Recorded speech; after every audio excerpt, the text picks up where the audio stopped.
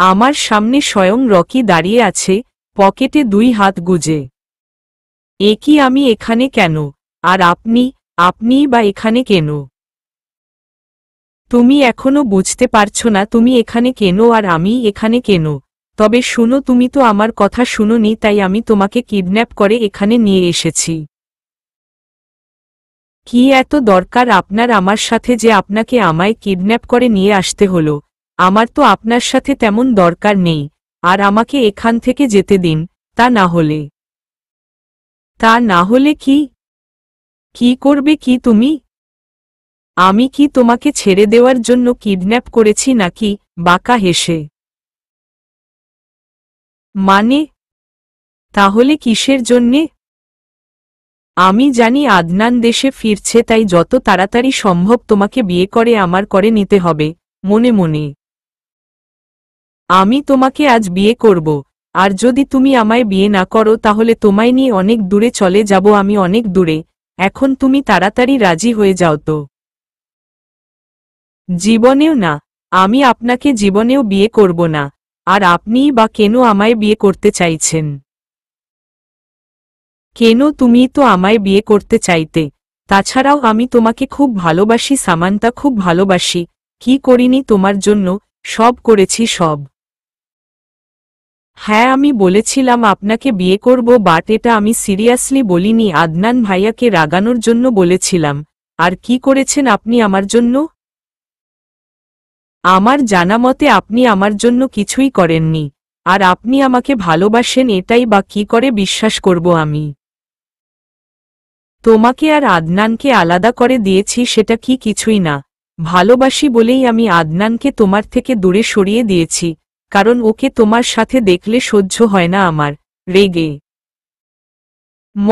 মানে আপনি আমাকে আর আদনান ভাইয়াকে? হ্যাঁ, আমিই তোমাদের দুজনের মধ্যে ভুল বুঝাবুঝি সৃষ্টি করিয়েছি, আর ওকে দূরে পাঠিয়ে দিয়েছি। কিভাবে করলেন আপনি এসব?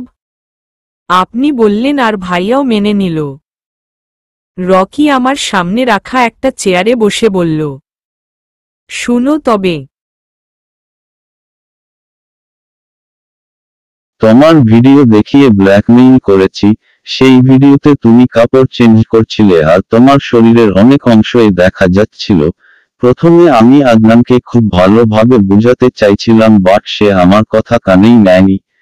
আমিও তোমার রুমে সিসি ক্যামেরা লাগিয়েছিলাম, আর একদিন বসে বসে তোমার ভিডিও দেখছিলাম, হঠাৎ চোখ পড়তেই দেখলাম তোমার রুমের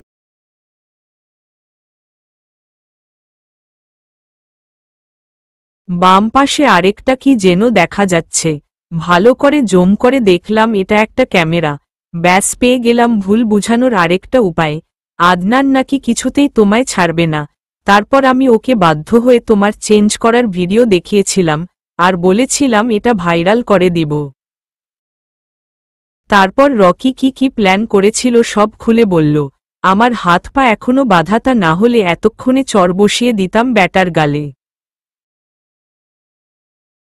শুধু এই ভিডিও না, আরো অনেক ভিডিও।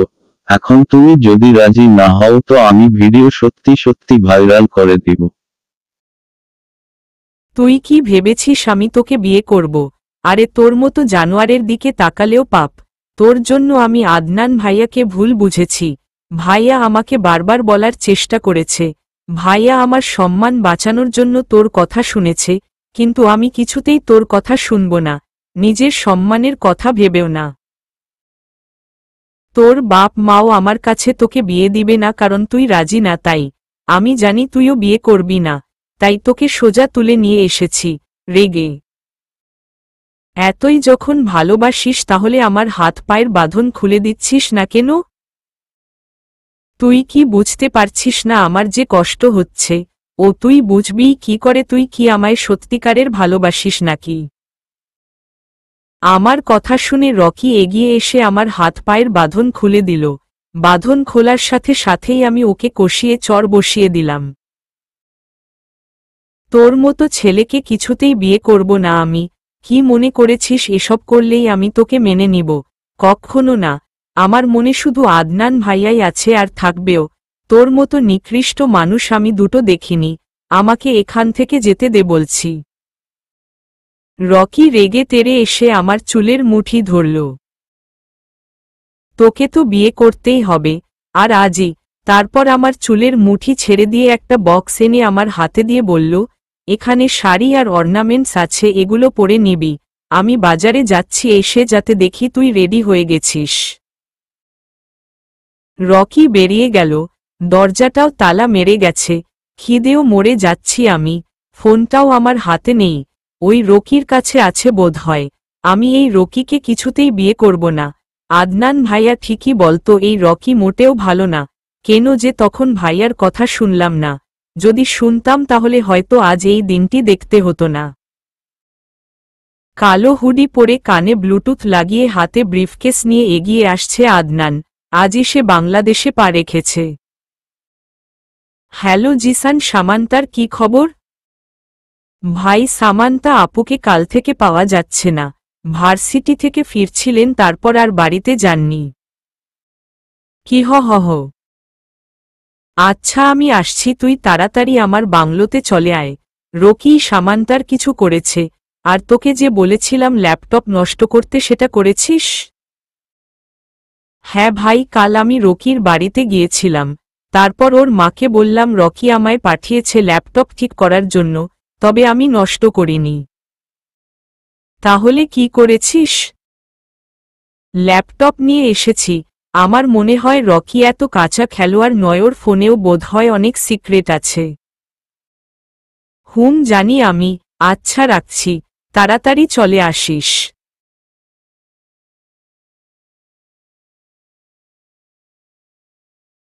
রকির কথা অনুযায়ী আমি শাড়ি আর কিছু অর্নামেন্টস পরে নিলাম। পরে যদি রেগে আবার কোনো অঘটন ঘটিয়ে ফেললে তখন? না বাবা, রিস্ক নেওয়া যাবে না। আপাতত রকি যা বলছে সেটা শোনাই বেটার। প্রচুর খিদে পেয়েছে আমার। দিন নাকি রাত সেটাও বুঝতে পারছি না। রুম এমনভাবে অন্ধকার হয়ে আছে। এতটা পাষাণ মানুষ কি করে হয় সেটাই তো বুঝতে পারছি না আমি। এতক্ষণ হয়ে গেল, তারপরও একবার এসে জিজ্ঞেস করলো না আমার খিদে পেয়েছে কি না। যদি সত্যি রকি আমায় ভালোবাসতো তাহলে আমার অবস্থা বুঝার অন্তত চেষ্টা করত।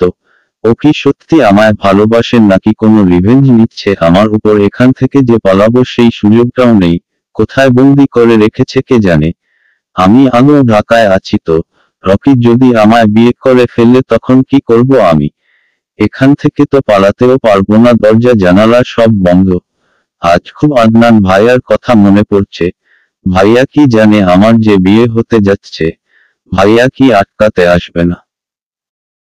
Club sweet. রকি এখনো সামান্তার কাছে যায়নি, বাজারে আছে এখনো। কি যেন খোঁজাখুঁজি করছে। কি মনে হতেই কাকে যেন ফোন করল। হ্যালো রিয়াদ, ওদিকের কি খবর? ভাই, ওদিকের খবর মানে কোন দিকের খবর?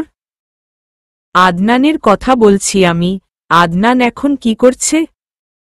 কিছু জানো তুমি? আদনান খান তো আমেরিকা থেকে বাংলাদেশে চলে গেছে। 7-8 ঘন্টার মতো হবে। হোয়াট? তুমি এখন জানাচ্ছ আমাকে? যখন আমেরিকা থেকে রওনা দিয়েছিল তখন কেন বলনি? বলো, কেন বলনি?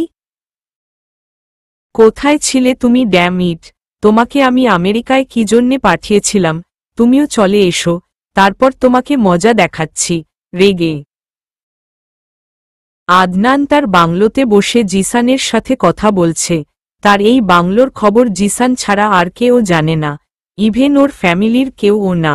লুকিয়ে এখানে কাজ করে তারা। যারা অন্যায় করে তাদের ধরে এখানে এনে শাস্তি দেয়, তবে মার্ডার করে না, কাউকে মুখও দেখায় না। জিসান, জানার চেষ্টা করেছিস রকি এখনা কোথায় আছে? হ্যাঁ, রকির নাম্বার খুব কষ্ট করে কালেক্ট করেছিলাম আমি।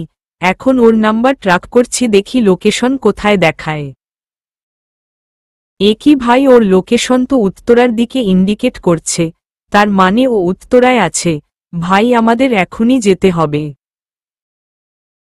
চল, ও কোনো অঘটন ঘটিয়ে ফেলার আগেই আমাদের ঠিক সময়ে পৌঁছাতে হবে। আদনান দেশে চলে এসেছে মানে ও কোনো না কোনো কিছু করবেই। হাত পা গুটিয়ে একদম বসে থাকবে না। ও যদি কোনো উল্টা পাল্টা করে তাহলে আমিও সামান্তার ভিডিও ভাইরাল করে দিব। বাট সব ভিডিও তো আমার ল্যাপটপে আছে, এখন আবার ল্যাপটপ আনতে হবে। রকি ওর বাড়িতে এসে ল্যাপটপ দেখছে, বাট ভিডিওর কোনো চিহ্নই নেই, সব ফাইল খালি দেখাচ্ছে। আশ্চর্য, আমি তো দুদিন আগেও দেখলাম সব ভিডিও ঠিকঠাক ভাবেই আছে, তাহলে আজ কিভাবে ভ্যানিশ হয়ে গেল? এটাই যে আমার একমাত্র হাতিয়ার ছিল, বাসায়ও তো মা ছাড়া আর কেউ নেই। তাহলে কি মা আমার ল্যাপটপে হাত দিয়েছে? না না, মা আমার কোনো জিনিসেই হাত দেয় না, আর ল্যাপটপে তো না। ওই তবুও একবার জিজ্ঞেস করি, মা তুমি কি আমার ল্যাপটপে ধরেছিলে? না, আমি কেন তোর ল্যাপটপে ধরব? তুই না একটা মেকানিককে পাঠিয়েছিলিস তোর ল্যাপটপ ঠিক করার জন্য, সে ওই তো ধরেছে, আর কেউ ধরেনি। রকি নিজের মাথার চুল টেনে বলল, মা এটা তুমি কি করলে? আমি কোনো মেকানিককে পাঠাইনি। তুমি তো আমাকে একবার জিজ্ঞেস করতে পারতে আমি কোনো মেকানিককে পাঠিয়েছি কিনা। কি করলে এটা তুমি মা? কথাটা বলে রকি চলে গেল। আদনান সামান্তার কাছে পৌঁছানোর আগেই সামান্তাকে সরিয়ে ফেলতে হবে। রকি সামান্তার রুমে ঢুকে দেখল ও সেজেগুজে ফ্লোরে লেপ্টে মাথা নিচু করে বসে আছে। সামান্তা উঠো, আমাদের চলে যেতে হবে। রকির কথায় চোখ তুলে তাকালাম আমি। আমি কোথায়ও যাব না, আগে আমায় খাবার দেন, তারপর আপনি কি বলছেন সেটা ভেবে দেখব। আপাতত আপনার কথা শোনার আমার কোনো মুড নাই। খুব খিদে পেয়েছে আমার। আপনি আমায় একটু খাবারও দেন নাই, পানি পর্যন্ত দেন নাই, ঠোঁট উল্টে। আমি যা বলেছি সেটাই হবে। তুমি যাবে আমার সাথে, আর এক্ষুনি। তুমি কি মনে করেছ আমি তোমায় আদর করার জন্য বন্দি করেছি? মোটেও না। কথাটা বলে রকি আমায় টেনে দাঁড় করালো, দরজা দিয়ে বের হতেই। আরে বাহ, আমাদের ছাড়াই শুভ কাজ সম্পন্ন করবে নাকি মিস্টার রকি? আদনান ভাইয়ার কণ্ঠ শুনে আমি আর রকি দুজনই চমকে গেলাম। ভাইয়া দুই হাত পেকেটে গুজে দাঁড়িয়ে আছে। ভাইয়া তো ইউএসএ ছিল, তাহলে বিডিতে কখন এলো? আমার ভাবনার ছেদ ঘটিয়ে ভাইয়া আবারও বলে উঠলেন, আরে তোমরা দুজন স্ট্যাচু হয়ে দাঁড়িয়ে আছো কেন? শুভ কাজে দেরি করতে নেই, চলো চলো বিয়ের আয়োজন শুরু করা যাক। ভাইয়ার কথা শুনে আমি অবাক হয়ে তাকিয়ে আছি। ভাইয়া এসব কি বলছে? ভাইয়া আমায় অন্য কারো সঙ্গে দেখলে এটা মেনে নিতে পারবে? দুই ফোঁটা চোখের জল ছেড়ে দিলাম আমি। আমাকে পরপুরুষের সাথে দেখেও কিছু বলছে না, উল্টো আরও বিয়ের আয়োজন শুরুর করার কথা বলছে, যেন উনার কিছুই যায় আসে না। ভাইয়া এতটা চেঞ্জ হয়ে গেল এই কয়েকদিনে, তার মানে কি ভাইয়া সত্যি সত্যিই বিয়ে করে নিয়েছে আর এখন একজন ভাই হয়ে বোনের বিয়ের দায়িত্ব পালন করছে? রকির দিকে তাকিয়ে দেখলাম ও ঘামছে। স্ট্রেঞ্জ, ও ঘামছে কেন ভাইয়াকে দেখে? ওর না অনেক পাওয়ার, এই তার পাওয়ারের নমুনা। দেখো আদনান, আমাদের এখান থেকে যেতে দাও। আমাদের যাওয়াতে বাধা দিবে না, একদম বলে দিলাম। আরে রকি, এসব কি বলছো তুমি? আমি কি তোমাদের যাওয়া থেকে আটকিয়েছি? আর মিস সামান্তা বিয়ে নিয়ে তোমার কি মতো? রকি কিন্তু আমার চেয়ে অনেক ভালো। ও অ্যাট লিস্ট আমার মতো ঠকবাজ নয়। খুব ভালো রাখবে, সুখে রাখবে আপনাকে। আমি বেশ ভালো বুঝতে পারছি সেদিনের আমার বলা কথাগুলোই ভাইয়া আবার আমায় রিপিট করে শোনাচ্ছে। কি করব এখন আমি? শরীর বেশ দুর্বল লাগছে, আর টিকে থাকা আমার পক্ষে সম্ভব হচ্ছে না। আমার মাথা ঘুরছে প্রচণ্ডভাবে, চোখেও সরিষার ফুল দেখছি। চোখ বন্ধ করেই পড়ে গেলাম আমি, কিন্তু অস্পষ্টভাবেই দেখতে পেলাম ভাইয়া দৌড়ে আসছে। আদনান রকিকে ধাক্কা মেরে সামান্তার পাশে বসে পড়ল। শামু শামু, চোখ খোল, আমি তো শুধু তোর সাথে একটু মজা করছিলাম, প্লিজ চোখ খোল ইয়ার। তারপর রকির দিকে শক্ত চোখে তাকিয়ে বলল, আমার শামুর এই অবস্থা কিভাবে হলো? যদি তোর কারণে আমার শামুর কিছু হয় আমি কিন্তু তোকে জ্যান্ত পুঁতে ফেলব। চুপ করে আছিস কেন বল, ওর এই অবস্থা কিভাবে হলো? আমার মনে হচ্ছে সামান্তা অনেকক্ষণ যাবৎ না খেয়ে আছে। তাই ও দুর্বল হয়ে গেছে আর জ্ঞান হারিয়ে ফেলেছে। জিসান, তুই তাড়াতাড়ি কিছু খাবার আনার চেষ্টা কর। জিসান চলে গেল খাবার আনার জন্য। আদনান সামান্তাকে একটা খাটে রেখে রকির দিকে এগিয়ে এলো। রকি এখনো ভাবলেশহীন দাঁড়িয়ে আছে। সেদিন রকি নিলয়কে বলেছিল আদনানের ব্যাপারে। রকি সাইকোর ব্যাপারে যা বলেছিল সেটা আন্দাজে বলেছিল। বেচারা তো জানেই না আদনান আসলেই কতটা ভয়ঙ্কর, তাই সে যেভাবে ছিল ঠিক সেইভাবেই দাঁড়িয়ে আছে। আজ আদনানের সাথে বোঝাপড়া করে তবেই এখান যাবে। আদনান রকির দিকে শক্ত চোখে তাকিয়ে বলল, তুই খুব বড় অন্যায় করেছিস, খুব বড়। এর শাস্তি তো তোকে পেতেই হবে রকি। তাই নাকি? কি শাস্তি দিবি তুই? তোর থেকে তো একটা বিড়ালও যথেষ্ট সাহসী, আর তুই দিবি আমাকে শাস্তি? তুই নিজেই তো একটা ভিতুর ডিম। কি করবি তুই? তাচ্ছিল্যের হাসি দিয়ে। কি করব? সেটা না হয় পরেই টের পাবি। আপাতত আমার কাছে সামান্তার জ্ঞান ফেরানোটা বেশি ইম্পর্ট্যান্ট। জিসান কিছু খাবার নিয়ে আসলো। আদনান সামান্তার জ্ঞান ফেরানোর চেষ্টা করছে, মুখে বারবার পানির ছিটে দিচ্ছে। সামান্তা আস্তে চোখ মেলে তাকালো। ওর তাকানো দেখে আদনান সাথে সাথে দূরে সরে গেল। তারপর জিসানকে ইশারায় বলল সামান্তাকে বলতে যেন সে খাবারটা খেয়ে নেয়। জিসানও মাথা নাড়িয়ে সায় দিল। খাবারটা নিয়ে সামান্তার দিকে এগিয়ে গেল সে। আপু, খাবারটা খেয়ে নিন। আপনি অনেকক্ষণ যাবৎ কিচ্ছু খাননি, মুখও শুকিয়ে গেছে একেবারে। আমি একবার খাবারের দিকে তাকালাম, আরেকবার আদনান ভাইয়ার দিকে। ভাইয়া দেয়ালে হেলান দিয়ে চোখ বন্ধ করে দাঁড়িয়ে আছে, আর রকি দরজার কাছে দাঁড়িয়ে আছে। আমি সবার দিকে একবার চোখ বুলিয়ে খাবার খেতে শুরু করলাম। অনেক খিদে পেয়েছে আমার, আগে খাই, তারপর যা হবার তা হবে। আমি খাবার খেয়ে নিলাম, দেয়ালে মাথা টেকিয়ে বসে আছি। রকি আমার দিকে এগিয়ে আসলো। ব্যাস, অনেক হয়েছে সামান্তা। তোমার খাবার খাওয়া শেষ হয়ে গেছে, এবার চলো আমার সাথে। কথাটা বলে রকি আমার হাত ধরে দাঁড় করাতেই কষিয়ে চড় বসিয়ে দিলাম ওর গালে। কি মনে করেছিস তুই? তুই এসব করবি আর আমি হাসতে হাসতে তোর সাথে চলে যাব? কথাটা বলে ইচ্ছামতো চড় বসিয়ে দিতে থাকলাম ওর গালে। আমার যত রাগ তার সব রকির গালের উপর ঝাড়ছি। কতটা কষ্ট দিয়েছে আমাকে আর আদনান ভাইয়াকে। আদনান জিসানের কাছে গিয়ে বলল যেন সামান্তাকে বাড়িতে দিয়ে আসে, এদিক সে সামলাবে। আদনানের কথা অনুযায়ী জিসান সামান্তাকে নিয়ে তাদের বাড়ির দিকে রওনা দিল। রকি, তোমায় আমার সাথে এক জায়গায় যেতে হবে। কোথায় যাব আর কেন যাব? আমি যেতে পারবো না। সেখানে গেলেই তুমি তোমার উত্তর পেয়ে যাবে। আর তুমি তো বলো আমি ভিতুর ডিম, তাহলে আমার সাথে যেতে এত ভয় কিসের তোমার? তবে কি আমি ধরে নিব যে তুমি আমায় ভয় পাও? কথাটা শুনে রেগে গেল রকি। এক্সকিউজ মি, আমি কাউকে ভয় পাই না, আর তোমাকে তো নয়ই। বলো কোথায় যেতে হবে? আদনান এটাই চাইছিল, কারণ এত মানুষের ভিড়ে রকিকে তুলে নিয়ে যেতে পারবে না সে। চলো আমার সাথে। আদনান রকিকে নিয়ে ওর বাংলোতে আসলো। রকির মনে অনেক প্রশ্ন জাগছে, আদনান কেন ওকে এখানে নিয়ে আসলো। আদনান রকিকে একটা রুমে নিয়ে দরজা বন্ধ করে দিল। তারপর এক পা করে রকির দিকে এগুতে থাকল।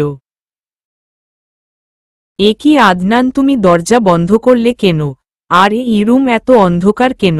রকির কথার মাঝেই আদনান এসে ওর নাক বরাবর একটা পাঞ্চ মারল। রকি নাকে হাত দিয়ে আদনানের দিকে রাগী দৃষ্টিতে তাকিয়ে আছে। এই তোমার সাহস তো কম নয়, তুমি আমায় মারলে। তো কি করব, জামাই আদর করব। রকিও এগিয়ে আসলো। একজন আরেকজনকে মারছে। আদনান ক্যারাটে জানায় রকি আদনানকে তেমন আঘাত করতে পারছে না, কিন্তু আদনান একটার পর একটা করে যাচ্ছে। রকি আর না পেরে ফ্লোরে পড়ে গেল। আদনান রকিকে তুলে চেয়ারে নিয়ে বসালো, তারপর সারা শরীর দড়ি দিয়ে বাঁধল। রকি নিবু নিবু চোখে তাকাচ্ছে আদনানের দিকে। মার খেয়ে বেচারার অবস্থা শেষ। আদনান ওর সামনে বসল, হাতে একটা ধারালো ব্লেড দেখে বড় বড় চোখে তাকালো রকি। আদনান একটা মুচকি হাসি দিয়ে রকির হাতে ব্লেডটা চালিয়ে দিল। চিৎকার করে উঠল রকি। খুব শখ তোর সামান্তাকে পাওয়ার, তাই না? এই হাত দিয়েই তো তুই ওর রুমে ক্যামেরা লাগিয়েছিলি। বল, ওর রুমে কেন ক্যামেরা লাগিয়েছিলিস? রকি তবুও কিছু বলছে না দেখে আদনান আরেক হাতে ব্লেড চালিয়ে দিল। বলবি নাকি চোখ উপরে নিব? আমি কিন্তু এসবে অভ্যস্ত আছি, তাই তেমন কষ্ট হবে না আমার। আদনানের কথা শুনে অবাক চোখে তাকালো রকি। বলবি কি না বল? কি বলবো, কি বলার বাকি রেখেছ তোমরা? তোমাদের কারণে আমার বাবা 2 মাস পুলিশের হেফাজতে ছিল, আর আমার মা 3 মাস কোমায় ছিল। তাই আমি রিভেঞ্জ নেওয়ার জন্য সামান্তার সাথে এসব করেছি, আর আমার মনে হয় আমি যা করেছি বেশ করেছি। সোহানি আন্টি কোমায় গিয়েছিল গাড়ির নিচে চাপা পড়ার কারণে, আর উনি কোমা থেকে ফিরে আসার পর রেহান আঙ্কেল নিজে পুলিশের কাছে গিয়ে সোহানি আন্টি আর উনার কুকর্মের কথা স্বীকার করেছিলেন। জানিসই তো বাংলাদেশে এখন এসবের জন্য কিছু শাস্তি প্রদান করার ব্যবস্থা করা হয়েছে, তাই উনাকে 5 মাসের জেল দেওয়া হয়েছিল। প্রথমে উনাকে বলা হয়েছিল যেন সোহানি আন্টিকে বিয়ে করে নেন, বাট আঙ্কেল রাজি ছিলেন না। প্রায় 1 মাস পর রেহান আঙ্কেল রাজি হলেন আর উনাকেও জেল থেকে মুক্তি দেওয়া হয়েছিল। কি সত্যি বললাম তো, নাকি বেজাল আছে? তাহলে এখানে তুই আমাদের দোষ কোথায় দেখলি, যে আমাদের উপরে রিভেঞ্জ নেওয়ার জন্য উঠে পড়ে লেগেছিস? আমি এত কিছু জানি না, আমি শুধু জানি এসবের জন্য তোরা দায়ী। আমার কি মনে হয় জানিস রকি, তুই না মানসিকভাবে সিক। একজন সুস্থ মানুষ সবকিছু জেনে এমন পাগলামু জীবনেও করবে না। তুই সব সময় তোর মস্তিষ্কের কথা শুনেছিস, মনের কথা শুনিসনি, মন দিয়ে বিচার করিসনি। যদি মনের কথা শুনতিস তাহলে এসব করতি না। সে যাই হোক, তোকে তোর কর্মের শাস্তি পেতেই হবে। কথাটা বলে আদনান রকির শার্টের কয়টা বোতাম খুলে শার্টটা নিচে নামালো, তারপর রকির কাঁধে ব্লেডটা চালিয়ে দিল। রকি ঠোঁট কামড়ে ধরল। চিৎকার করছে না, কিন্তু চোখ থেকে ঝোড়ো ঝোড়ো করে পানি পড়ছে। আদনান ওর আরেক কাঁধেও ব্লেড চালিয়ে দিল, তারপর একটা বাটি নিয়ে আসলো যেটাতে মরিচের গুঁড়ো আর নুন মেশানো আছে। আদনান একটা বাঁকা হাসি দিয়ে ওর কাটা স্থানে নুন আর মরিচের গুঁড়ো লাগিয়ে দিল। রকির হাত বারবার কেঁপে উঠছে। হাত বাঁধা থাকার কারণে কিছু করতে পারছে না সে। আদনান একটু একটু করে সব কাটা স্থানেই নুন আর মরিচ লাগিয়ে দিল। রকির চোখ মুখ লাল হয়ে গেছে। আদনান একটা চেয়ারে বসে বলল, আপাতত এটাই তোর পানিশমেন্ট। রেহান আঙ্কেলের দিকে তাকিয়ে তোকে মাফ করে দিলাম, না হলে তোর পরিণতি খুব ভয়ানক হতো। তোর বাবা আমাদের ফ্যামিলির সদস্যদের মতোই একজন, অনেক উপকার করেছেন আমার আর আমার চাচ্চুর। তাই তোকে ছেড়ে দিলাম, বাট এটা বুঝিস না যে আমি তোকে মাফ করে দিয়েছি। তোর প্রতি রাগ আর ক্রোধ আমার শরীরের শিরায় শিরায় বয়ে যাচ্ছে। ইচ্ছেতে হচ্ছিল তোকে খুন করে ফেলি, বাট এটা আমি করতে পারবো না। বাই দা ওয়ে যাচ্ছি আমি। তুই আপাতত 7-10 দিন এখানেই বন্দি থাক, তোর খাওয়া দাওয়া সব বন্ধ। কথাটা বলে আদনান রুম থেকে বেরিয়ে বাইরে থেকে দরজায় তালা মেরে দিল। বাড়িতে ভাইয়া সবাইকে মিথ্যা কথা বলেছিল যে আমি আমার বান্ধবীর বাসায় ছিলাম, তাই কেউ তেমন চিন্তা করেনি। ড্রয়িং রুমে বসে আছি আর নখ কামড়াচ্ছি, ভাইয়া কখন আসবে আর সামনাসামনি দেখব। বেশ কিছুক্ষণ পর ভাইয়া বাসায় এলেন। আমার দিকে একবার তাকিয়ে আবার সিঁড়ি বেয়ে উপরে চলে গেলেন। আমি ভাইয়াকে ডাক দিতে গিয়েও দেইনি। কি মুখ নিয়ে ডাক দিব ভাইয়াকে? রাতে সবাই ডিনারে বসেছি। ভাইয়া আসার উপলক্ষে আম্মু আর মামনি ভাইয়ার পছন্দের খাবার রান্না করেছে। সবাই ডাইনিংয়ে বসে ভাইয়ার জন্য অপেক্ষা করছে। বেশ কিছুক্ষণ পরে ভাইয়া এলেন, একটা 3/4 প্যান্ট আর লাল টি শার্ট পরে। ভাইয়া একেবারও আমার দিকে তাকাননি। টেবিলে না বসেই ভাইয়া বললেন, সামান্তা যদি আমার সাথে বসে খাবার খায় তাহলে আমি খাবার খাবো না, কথাটা বলে ভাইয়া পুনরায় উনার রুমে চলে গেলেন। হয়েছে শান্তি, ছেলেটার সাথে এমন না করলেও পারতিস, চলে গেছে বেশ করেছে, তোর সাথে এক টেবিলে বসে খাবার খাওয়ার কোনো মানেই হয় না। রিঙ্কি এসব কি করছিস? মেয়েটা খেতে বসেছে, ওকে খেতে দে, আদনান না হয় পরে খেয়ে নিবে, ও যখন টেবিলে বসেছে তাহলে ও খেয়ে নিক না। আমি আর কিছু না বলে খাবার ফেলেই চলে আসলাম। আব্বু, বড় আব্বু, মাম্মি, জিএম সবাই পিছে পিছে ডাকছে, তবুও আমি না দাঁড়িয়ে চলে আসলাম। সত্যিই তো ভাইয়া আমার জন্য না খেয়ে আছে, আর আমি কি করে খেতাম? রিঙ্কি, এবার তুই শান্তি হয়েছিস? নে, এবার মেয়েটাও না খেয়ে চলে গেল, কেন শুধু শুধু বকতে গেলি বলতো? রুহি দেখ, সামান্তা যা করেছে সেটা একেবারে অন্যায়। আমরা তো শুধু আদনানকেই দোষারোপ করে যাচ্ছিলাম, যেখানে ছেলেটা একেবারে নির্দোষ। তুই যদি না বলতিস তাহলে তো আমি জানতেই পারতাম না। হয়েছে, এবার খাওয়া স্টার্ট করো, খাবার ঠান্ডা হয়ে যাচ্ছে তো। আর রিঙ্কি, খাবার খেয়ে একটু তাড়াতাড়ি চলে আইসো। আহিল আরোহীও একটু হেসে বলল, হ্যাঁ রিঙ্কি, তাড়াতাড়ি যাস, না হলে তোর হাজবেন্ড তোকে অনেক মিস করবে ইয়ার। রিঙ্কি একটু লাজুক হেসে সেও খাবারে মনোযোগ দিল। আদনান বারবার উকি দিয়ে দেখছে সবার খাওয়া শেষ হয়েছে কিনা। সবার খাওয়া শেষ হলে তারপর সে খাবে, পেটে অলরেডি ইঁদুর দৌড়াচ্ছে খিদেও। সামান্তারও সেইম অবস্থা, সে মনে করেছে আদনান খাচ্ছে, তাই সে অপেক্ষায় আছে কখন খাওয়া শেষ হবে আর সে খাবে। অপেক্ষার অবসান ঘটিয়ে সবার খাওয়া শেষ হল। সামান্তা তাড়াতাড়ি কিচেনে চলে গেল পাতিলে খাবার আছে কি না দেখার জন্য। সামান্তা খাবার দেখে সেও প্লেটে খাবার বেড়ে কিচেনেই খাবার খাওয়া শুরু করে দিল। আদনানও একটু পর কিচেনে গেল। এ কি শামু এখানে কি করছে? সে যাই করুক, আমার কি? সামান্তা খাবার খাওয়ায় এতটাই মগ্ন যে আদনান কোন দিকে খাবার নিয়ে চলে গেল সেটাই টের পায়নি। সামান্তা খেয়ে সবকিছু আবার আগের মতো করে রেখে দিয়েছে, যেন সে খায়নি। কিচেন থেকে বেরিয়ে দেখল আদনান ডাইনিংয়ে বসে একমনে খেয়ে যাচ্ছে। এ কি ভাইয়া, তো দেখছি খাবার খাচ্ছে। আর খাবার তো সব কিচেনেই ছিল, তাহলে? ওহ মাই গড়ন্যাস, তার মানে আমি যখন খাওয়ায় মনোযোগ ছিলাম তখন ভাইয়া এখান থেকে খাবার নিয়েছে, আর আমি বুঝতেই পারিনি। আবার খাওয়াও অলরেডি শুরু করে দিয়েছে। সামান্তা আর কিছু না ভেবে সিঁড়ি বেয়ে আস্তে আস্তে উপরে ওর রুমে চলে গেল। আদনান একবার তাকিয়ে সেও খাওয়ায় মন দিল। বিকেলে ছাদে দাঁড়িয়ে আছে সামান্তা, বাতাসে তার চুল উড়ছে। আজ সে চুল বাঁধার চেষ্টা করছে না, দূর আকাশে লাল আভার দিকে একমনে তাকিয়ে আছে, যেন সে এই মুহূর্তেই লাল আভায় হারিয়ে যাবে।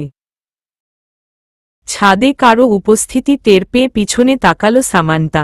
আদনান পকেটে হাত গুজে পিছন ফিরে দাঁড়িয়ে আছে। দুইজন দুদিকে মুখ করে, একজন পূর্ব দিকে আরেকজন পশ্চিম দিকে। কিছুক্ষণ পর আদনানের মুঠোফোন বেজে উঠল। তাকিয়ে দেখল জুই কল করেছে। আদনান একটা মুচকি হাসি দিয়ে কল রিসিভ করল। সামান্তা ওর দিকে একদৃষ্টিতে তাকিয়ে আছে, তাই আদনানের মুচকি হাসি ওর চোখ এড়ায়নি। হ্যালো জুই, কেমন আছো? যদিও আমি জানি তুমি ভালো আছো। তুমি তো আমি ভালো আছি কি না মন্দ আছি সেটাও জানো দেখছি। জানবো না তা কি করে হয়? আচ্ছা আদনান, তুমি কি এটা আমার সাথে ঠিক করেছ? বিডিতে চলে গেছো আর একবারও বলনি আমায়? আমার কত ইচ্ছা ছিল তুমি যখন যাবে তখন আমিও তোমার সাথে যাব, তার হলো কই? অ্যাকচুয়ালি জুই একটা কাজ পড়ে গিয়েছিল, তাই তাড়াতাড়ি ফিরতে হলো আর তোমাকেও জানাতে পারিনি। আর আমার সাথে আসনি তো কি হয়েছে, এবার চলে আসো, আমাদের বাসায় থাকবে তুমি যতদিন তোমার ইচ্ছা, আর আমি নিজে তোমায় রিসিভ করতে যাব। সত্যি? ঠিক আছে, আমি এই কয়েকদিনের ভিতরেই আসার চেষ্টা করছি। ভালো থাকো। কেমন? কথাটা বলে জুই কল কেটে দিল। আদনান সামান্তাকে জ্বালানোর জন্য ফোন কানে রেখে দিয়েছে আর বেবি জানু করছে। সামান্তা আর এক মুহূর্ত না দাঁড়িয়ে চোখ মুছতে মুছতে চলে গেল। আদনান সেদিকে তাকিয়ে একটু বাঁকা হাসল। সামান্তা খানের জ্বলন হচ্ছে। জ্বলো, আরো ভালো করে জ্বলো, জ্বলতে জ্বলতে শেষ হয়ে যাও। এখন কষ্ট লাগছে? আমারও কষ্ট হতো, বাট তুই বুঝিসনি। এবার দেখ কষ্ট কাকে বলে। এখন থেকে প্রতিনিয়ত কষ্টই পাবি তুই। কষ্টই হলো তোর একমাত্র সঙ্গী। আমার কথা বিশ্বাস না করার ফল এবার হাড়ে হাড়ে টের পাবি। রুমে এসে দরজা বন্ধ করে ওড়না একদিকে ফেলে হাত পা ছড়িয়ে ছিটিয়ে কান্না করছে সামান্তা। আদনান ভাইয়া এত তাড়াতাড়ি চেঞ্জ হয়ে গেল। আমেরিকায় গিয়ে গার্লফ্রেন্ডও পাতিয়ে ফেলেছে। ভাইয়া তো আমায় কথা দিয়েছিল আমাকে ছাড়া আর কাউকে ভালোবাসবে না, তাহলে আজ আমি যা শুনলাম সেগুলো কি ছিল? এটা হতে পারে না আদনান ভাইয়া, শুধু আমার। তাছাড়াও মেয়েটা তো আমাদের বাসায়ই থাকবে। কি করব আমি? আমার সামনে ভাইয়া এই মেয়েটাকে নিয়ে ঘোরাঘুরি করবে, আর আমি বসে বসে দেখব? ওহ গড, এটা কি হওয়ারই ছিল? আমি কেন এখন কষ্ট পাচ্ছি? কম কষ্ট তো ভাইয়াকে দেইনি।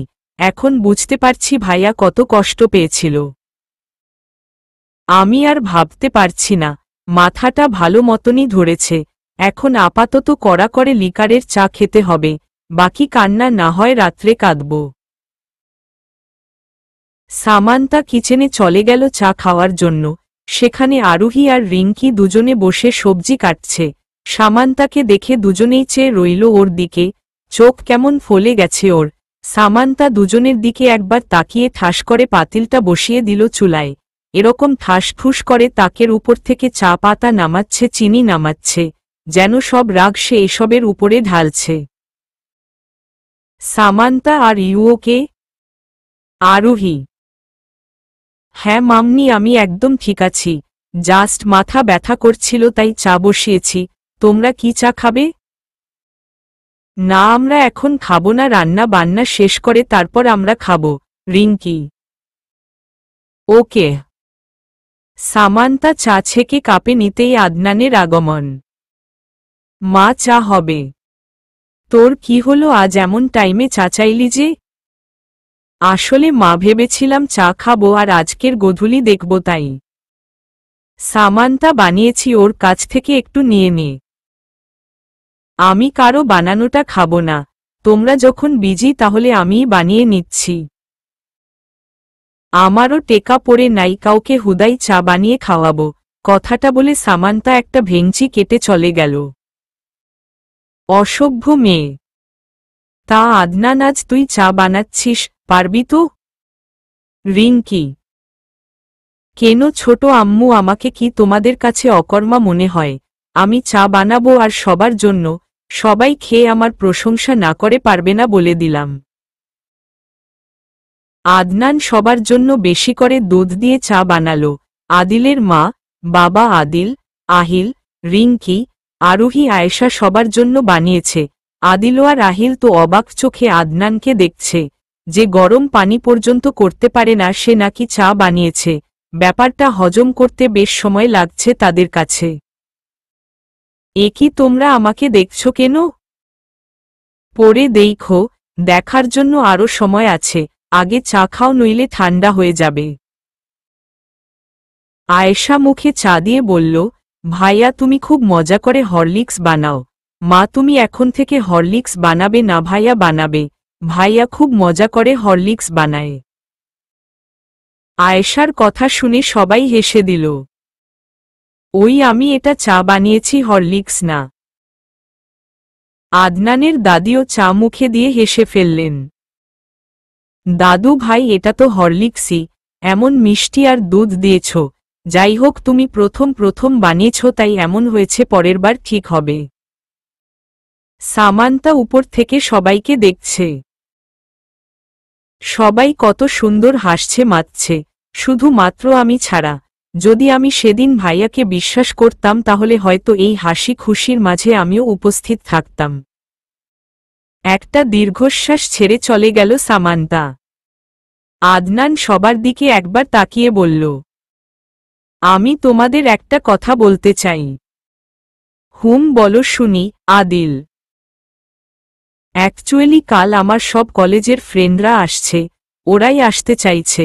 এখন তোমাদের পারমিশন ছাড়া তো আমি ওদের আসতে বলতে পারি না। যদি তোমরা বলো তাহলে আমি ওদের বলবো ওরা যাতে চলে আসে। আরে এটা তো ভালো কথা, এটাতে আবার জিজ্ঞেস করার কি আছে? ওদের বলে দে ওরা যাতে চলে আসে, আমি আর রিঙ্কি সব খাবারের দিক সামলে নিব। আরোহী, ঠিক আছে মা, আমি এখনই ওদের বলছি। সকালে ঘুম থেকে উঠে ফ্রেশ হয়ে নিচে গিয়ে দেখলাম সবাই অলরেডি খাওয়া শুরু করে দিয়েছে। আমি টেবিলে গিয়ে প্লেটে একটু জেলি আর দুটো ব্রেড নিলাম। আপাতত এটা খেলেই পেট ভরে যাবে। প্লেট নিয়ে সোফায় চলে গেলাম, না হলে আবার আদনান সাহেব খাবেন না। সকাল 1-2 বিসর্গ 4-0 এর দিকে গেটের দিকে হইচই দেখে এগিয়ে গেল সামান্তা। গেটে প্রায় 1520 জন ছেলে মেয়েরা দাঁড়িয়ে আছে। ওহ, তাহলে এরাই হলো আদনান ভাইয়ার কলেজ ফ্রেন্ড, মশার পাল কোথাকার। আদনান ভাইয়া এগিয়ে গিয়ে ওদের সবাইকে বাড়িতে ঢুকালেন। ওরা সবাই এক এক করে সবার সাথে কুশল বিনিময় করছে, শুধু আমিই নীরব দর্শকের মতো দাঁড়িয়ে দাঁড়িয়ে দেখে যাচ্ছি। আদনানের এক ফ্রেন্ড জুবাইর অনেকক্ষণ ধরে সামান্তাকে দেখছে, আর সেটা কেউ না ফলো না করলেও আদনান করছে। আদনান এগিয়ে গেল জুবাইরের দিকে। হেই ব্রো, ওদিকে কি দেখছিস? না আসলে। আচ্ছা, এই মেয়েটা কে রে ভাই? কি সুন্দর দেখতে, কি মায়াবী চেহারা, একটু পটিয়ে দে না ভাই। ওদিকে নজর দিস না, ওটা আমার জন্য বুক করা, তুই বরং অন্যদিকে নজর দে। কি হো? ও তাহলে তোর? হ্যাঁ, যেটা বুঝেছিস সেটাই। কিছুক্ষণ পর আয়েশা নিচে এলো। এত মানুষ দেখে তার চোখ ছানাবড়া। এই যে তোমরা কি বিয়ে বাড়িতে এসেছ?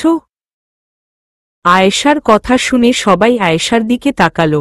আয়েশা মাথায় দুদিকে ঝুঁটি বেঁধেছে, মুখ ফুলিয়ে কোমরে 2 হাত দিয়ে কথাটা বলল সে। আদনানের ফ্রেন্ড মাহফুজ আয়েশার নমুনা দেখে দাঁত বের করে হেসে ফেলল। এই যে দাঁত বের করছো কেন? দাঁত ভাঙিয়ে দিব। আয়েশার কথা শুনে মাহফুজ তাড়াতাড়ি তার মুখ বন্ধ করল। আদনানের আরেক ফ্রেন্ড আবির বলে উঠল, আরে ভাই দেখ দেখ কিরকম গরুর মতো শিং বেঁধেছে, পুরাই গরু লাগছে, একটা লেজ থাকলে আরো ভালো হতো। আচ্ছা, আমাকে মনে হয় গরুর মতো লাগছে, আর তুমি যে কবুতরের মতো চুল খাড়া করেছ তাতে তোমায় বান্দরের মতো লাগছে। আয়েশার কথা শুনে আবির হেহে করে হেসে দিল। আচ্ছা খুকি, জীবনে তো শুনিনি কবুতরের চুল আছে, তুমি কোথায় কবুতরের চুল দেখলে? আমি দেখেছি বলেই বলেছি। এবার বলো তোমরা কি বিয়ে বাড়িতে এসেছ? না না, আমরা তো বন্ধুর বাড়িতে এসেছি, বিয়ে বাড়ি কেন আসব? তাহলে চা খেয়ে চলে যাও, বিয়ে বাড়িতে গেলে ভাত খেতে হয়। কেন গো, তোমাদের বাড়িতে ভাত নেই? আমরা তো ভাত খেয়েই যাব। তুম এত কিপটু কেন? ওটা কিপটু নয়, কিপটা হবে। আরে আমি তো আদর করে কিপটু বললাম, আর তুমি তাহলে স্বীকার করছো যে তুমি কিপটা? আমি মোটেও কিপটা নই, তোমরা সবাই কিপটা। জানো না কারো বাসায় গেলে চিপস চকলেট নিয়ে যেতে হয়, এসব না নিয়েই খাম্বাগুলো চলে আসছে। ঠিক আছে, এরপর তোমাদের বাসায় আসলে চিপস আর চকলেটের দোকান সহ নিয়ে আসব, আর আমাদের যে ভাত খাওয়াবে ওটার জন্য খুঁটা দিও না, তাহলে যে মনে অনেক বড় ধাক্কা লাগবে গ। আচ্ছা ঠিক আছে, এত করে যখন বলছো তাহলে আমি খুঁটা দিব না, কিন্তু হ্যাঁ এটা মনে রাখবে যে আমি কত দয়ালু, তোমাদের মতো ভিখারিদের খাবার দিয়েছি। হুহ। আচ্ছা মনে রাখব, এখন তুমি আসতে পারো। আয়েশা চলে গেল। আবির আদনানের দিকে তাকিয়ে বলল, ভাই তোর বোন শেষমেশ আমাদের ভিখারি বানিয়ে দিল। আমি প্রত্যেকদিন ওর ঝালানো সহ্য করি, এবার তোরা একটু সহ্য কর। ও একটু বেশি পাকনামি করে, কিছু মনে করিস না।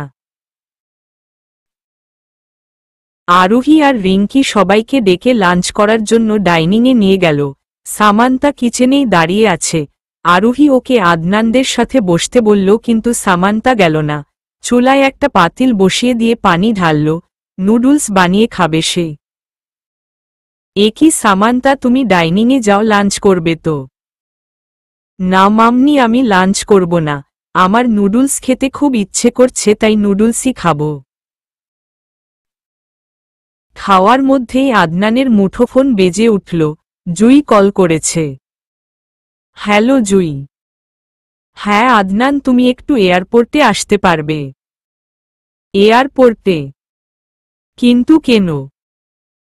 অ্যাকচুয়ালি আমি বিডিতে চলে এসেছি। তুমি তো বলেছিলে আমাকে নিতে আসবে, তাহলে আজ আসবে না? ঠিক আছে, আমি আসছি। কি রে আদনান, জুই কি বলল? ও বিডিতে চলে এসেছে, ওকে আনতে যেতে হবে। আমি খেয়েই চলে যাব। বেশি সময় তো লাগে না, জাস্ট 25 মিনিট। তোরাও ওয়েট যাবি? আদনান খাবারটা খেয়ে ওর বন্ধুদের রেখেই চলে গেল। সামান্তা কিচেন থেকে সব দেখছে আর নিজেই নিজেকে প্রশ্ন করছে, কে এই জুই, যার জন্য ভাইয়া উনার বন্ধুদের ফেলেও চলে গেল? সেদিন তো এই মেয়েকেই জানু বেবি বলেছিল, আর এই মেয়েই তো আমাদের বাড়িতে থাকবে এখন থেকে। ভাইয়ার কি সত্যি এই মেয়ের সাথে এফেয়ার আছে? সামান্তা বিকেলে ছাদে ওর ফুল গাছে পানি দিচ্ছে। আদনান ফুলের টবগুলো সামান্তার জন্য এনেছিল। অনেকদিন ধরে যত্ন নেওয়া হয় না, তবে আজ একটু যত্ন নেওয়ার ইচ্ছে হচ্ছে, তাই সে পানি দিচ্ছে। সামান্তা বারবার ছাদ থেকে নিচে উকি দিয়ে দেখছে আদনান আসছে কিনা। 1 ঘন্টা হতে চলল, তবুও আসছে না সে। সামান্তার অপেক্ষার অবসান ঘটিয়ে আদনান চলে এলো। সাথে জুইও আছে। সামান্তার চোখ ছলছল করছে। সামান্তা আর নিচে গেল না, ছাদেই একটা দোলনায় বসে পড়ল। আদনান জুইকে নিয়ে সবার সাথে দেখা করালো। জুই শুধু একজনকেই খুঁজছে, সেটা হলো রকি। আদনান, রকি কোথায়? ওকে তো দেখছি না। তুমি হঠাৎ রকিকে খুঁজছ যে? দাঁড়ি না মানে, সবাই যখন এখানে, তাহলে রকিরও তো থাকার কথা, রাইট? জানি না, ওকে তো আমি ফোন করেছিলাম, বাট রিসিভ করেনি। আমিও ওকে অনেকদিন ধরে ফোন করছি, বাট ফোন ধরছে না। ও কি জানে না আমি ওকে কতটা মিস করছি। মানে মিস করছো মানে? আসলে আদনান, তোমাকে বলা হয়নি, আমার আর রকি বিয়ে ঠিক হয়ে গেছে। এফেয়ারে আছি আমরা। আমি বিডিতে আসলেই বিয়ে হওয়ার কথা ছিল, বাট ওকে তো পাচ্ছিই না। প্লিজ আদনান, তুমি কিছু একটা করো, দেখো কোথাও ওকে পাও কি না। আমি দেখছি কি করা যায়। আদনানের ফ্রেন্ডরা চলে গেল। আদনানও কোথায় চলে গেছে। জুইর একা একা ভালো লাগছে না, তাই সে ছাদে গেছে। ছাদে গিয়ে দেখল সামান্তা মন খারাপ করে আকাশের দিকে তাকিয়ে আছে। জুই চিনতে পারল না সামান্তাকে। হেই, হু আর ইউ? কারো কণ্ঠ শুনে ধ্যান ভাঙল সামান্তার। চেয়ে দেখল জুই তাকে প্রশ্নটা করেছে। আমি সামান্তা। কি হো? তুমি সেই সৌভাগ্যবতী সামান্তা? ওহ মাই গড! সৌভাগ্যবতী মানে? মানে তুমি জানো তোমাকে আদনান কতটা ভালোবাসে। আমেরিকায় থাকতে যখন ওর কাছে যেতাম না, তখন শুধু তোমার কথাই বলতো, আর তোমার ছবির দিকে ছলছল চোখে তাকিয়ে থাকত। বাই দ্য ওয়ে, তোমার কি মন খারাপ? নিচে ও তো গেলে না? না, এমনি। ছি ছি আদনান ভাইয়ার বিষয়ে এসব আমি কি ভাবছিলাম। ভাইয়া আবার আমায় ভুল প্রমাণিত করল। এই লোকটার কাছে কখনো জিততে পারিনি আমি। তবে আজকে যাই হয়ে যাক, আদনান ভাইয়ার মান আমি ভাঙাবই ভাঙাবো। কিন্তু ভাইয়া কোথায় গেল? ভাইয়াকে তো দেখছি না। আদনান ওর বাংলোতে গেছে। রকি যে রুমে আছে সেই রুমের দরজা খুলে দেখল রকি চেয়ারে হেলান দিয়ে চোখ বুজে আছে। ওর অবস্থা একেবারে করুণ। না চাইতেও আদনানের চোখ ছলছল করে উঠল। হাজার হলেও নিজের ফ্রেন্ড বলে কথা। আদনান আর দেরি না করে রকির হাত পাওয়ার বাঁধন খুলে দিল। কারো স্পর্শ পেয়ে চোখ মেলে তাকালো রকি। আদনান ওর কাটা স্থানের দিকে তাকিয়ে দেখল একেবারে ঘা হয়ে গেছে। চল আমার সাথে, তোকে হসপিটালে নিয়ে যাব। না আদনান, আমি হসপিটালে যাব না। আমি যে অন্যায় করেছি সেটা ক্ষমার অযোগ্য। আমি এখানেই থাকব, তুই চলে যা। আমি তখন রাগের বশে দোষ গুণ বিচার করিনি, তাই এমন অন্যায় করেছিলাম। তাই এখন আমায় প্রায়শ্চিত্তের করার সুযোগ দে। তুই তোর ভুল বুঝতে পেরেছিস, এটাই অনেক। তাছাড়াও জুই বাংলাদেশে চলে এসেছে, তোকে খুব মিস করছে, তাই এখন ভালোই ভালোই চলে আয়। কি? জুই চলে এসেছে? চল। আদনান রকিকে নিয়ে হসপিটালে গেল। রাতে সামান্তা আদনানের রুমে গেল। আদনান তখন ল্যাপটপে কাজ করছে। সামান্তা কাঁপা কাঁপা কণ্ঠে বলল, ভাইয়া। আদনান মাথা তুলে তাকালো সামান্তার দিকে। তুই আমার রুমে কি করছিস? ভাইয়া, আসলে আমি তোমার কাছে ক্ষমা চাইতে এসেছি। প্লিজ ভাইয়া, আমায় ক্ষমা করে দাও। আমাকে একটা সুযোগ দাও প্লিজ। এখান থেকে বেরিয়ে যা। ভাইয়া প্লিজ আমায় মাফ করে দাও, নইলে যে আমি মরে যাব। তুমি কি চাও আমি মরে যাই? সেদিন আমার মাথায় কাজ করছিল না, এক ভ্রমের মধ্যে ছিলাম আমি, কিন্তু এখন বুঝতে পারছি কি ভুল করেছিলাম সেদিন। এই ভুল আমি আর দ্বিতীয়বার করব না। আদনানও ভাবছে ক্ষমা করবে কি না। বিকেলে জুইও অনেক বুঝিয়েছে, অনেক তো মনমালিন্য হল, কেউই তো কম কষ্ট পায়নি। সামান্তা এগিয়ে আসলো আদনানের দিকে, তারপর ওর পায়ের কাছে বসে পড়ল। প্লিজ ভাইয়া, এবারের মতে মাফ করে দাও। আমি আর তোমায় ভুল বুঝব না। কথাটা বলে সামান্তা ফুপিয়ে কেঁদে দিল। আদনান সামান্তাকে দাঁড় করিয়ে শক্ত করে বুকে জড়িয়ে ধরল। 2 বছর পর আদনানের পরিবারের সবাই হসপিটালের করিডোরের দাঁড়িয়ে আছে। সামান্তাকে ওটিতে নিয়ে গেছে। আদনানের শরীর ভয়ে ঘেমে একাকার হয়ে গেছে, কারণ সামান্তার অবস্থা একেবারে ক্রিটিক্যাল। বেশ কিছুক্ষণ পর বাচ্চার কান্নার আওয়াজ শোনা গেল। আদনান দৌড়ে ওটির সামনে চলে গেল, নার্স তোয়ালে পেঁচিয়ে দুটো বাচ্চা নিয়ে এলো। কংগ্রাচুলেশনস মিস্টার আদনান, আপনি যমজ বাচ্চার বাবা হয়েছেন। আদনান সেদিকে কর্ণপাত না করেই বলল। সামান্তা, আমার সামান্তা কেমন আছে? নার্স মাথা নত করে নিল। এ কি নার্স, বলছেন না কেন আমার সামান্তা কেমন আছে? চিল্লিয়ে। আদনান, আপনার স্ত্রী আর নেই, উনি মারা গেছেন। দুটো বেবি কনসিভ করতে উনার খুব কষ্ট হয়েছে। আমরা বাচ্চাকে বাঁচাতে পেরেছি, কিন্তু উনাকে শত চেষ্টা করেও বাঁচাতে পারিনি। সব আল্লাহর হাতে। আদনান নার্সকে ঠেলে ওটিতে চলে গেল। সেখানে সামান্তার নিথর দেহ পড়ে আছে, হাতে এখনো ক্যানেলার লাগানো। আদনান সামান্তাকে ডাকছে চিল্লিয়ে, কিন্তু সামান্তার কোনো রেসপন্স নেই।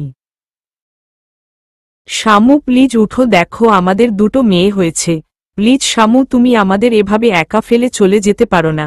তুমি না বলতে তুমি ওদেরকে খুব ভালোভাবে মানুষ করবে, এটাই তোমার মানুষ করার নমুনা, এভাবে ওদের ছেড়ে চলে গিয়ে। 3 বছর পর ছাদে বসে আছে আদনান, সাথে ওর মেয়েরাও আছে। দুজন দুপাশে গালে হাত দিয়ে বসে আছে, আর আদনান স্থির দৃষ্টিতে তাকিয়ে আছে দূর আকাশে। বাবা, আমার মা কোথায়? ওই দূর আকাশে, তাই না বাবা? মা আসে না কেন? জানো, মাকে না আমি খুব মিস করি, কিন্তু মা খুব পচা, আমাদের কাছে আসে না। আমি মায়ের সাথে রাগ করেছি। আদনান তার মেয়েদের জড়িয়ে ধরল। এভাবে বলে না মা, তোমার মা শুনলে খুব কষ্ট পাবে। তোমার মা যে তোমাদের সব সময় দেখে। আদনান একটা দীর্ঘশ্বাস ছাড়ল। সামান্তা, আমাদের ছেড়ে থাকতে কি তোমার খুব ভালো লাগে? খুব না বলতে তোমার অসীম ভালোবাসা দেখাবে আমাকে, এটাই তোমার অসীম ভালোবাসা। আদনানের চোখ থেকে 2 ফোঁটা জল